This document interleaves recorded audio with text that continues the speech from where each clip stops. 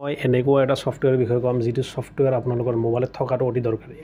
যিটো ছফ্টৱেৰ দি আপোনালোকে নিজৰ ডকুমেণ্ট স্কেন কৰি আপোনালোকে একেবাৰে পৰিষ্কাৰকৈ প্ৰিণ্ট কৰিব পাৰিব।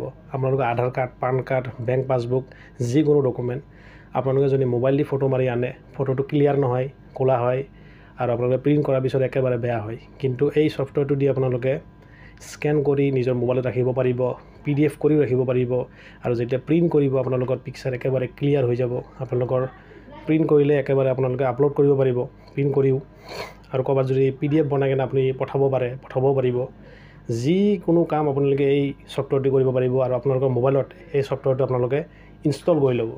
ইনষ্টল কৰি ল'লে আপোনালোকৰ বহুত সুবিধা হ'ব আৰু বহুত কামৰ ছফ্টৱেৰটোৰ স্ক্ৰীনত মই দেখাই দিছোঁ এই ছফ্টৱেৰটো, যাৰ নাম হ'ল অ'কেন। এইটো আপোনালোকে প্লে ষ্ট'ৰৰ পৰা আপোনালোকে ডাউনলোড কৰি ল'ব, ইনষ্টল কৰি ল'ব। কৰাৰ পিছত আপোনালোকে নিজৰ ডকুমেণ্ট নিজে স্কেন কৰি আপোনালোকৰ মোবাইলত ৰাখি থ'ব পাৰিব আৰু যেতিয়া কম্পিউটাৰৰ দোকানত আপোনালোকে যাই আপোনালোকে ক্লিয়াৰভাৱে প্ৰিণ্ট কৰিব পাৰিব।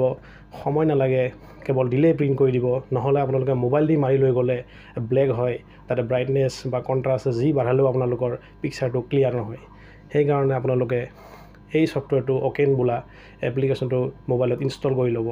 কৰাৰ লগে লগে আপোনালোকৰ গোটেইখিনি ডকুমেণ্ট আপোনালোকে ক্লিয়াৰ কৰি স্কেন কৰি আপোনালোকে আপলোড কৰিব পাৰিব, প্ৰিণ্ট কৰিব পাৰিব, কাৰোবাক দিলে দিব পাৰিব, ইমেইলত হওক, গোটেইখিনি কৰিব পাৰিব।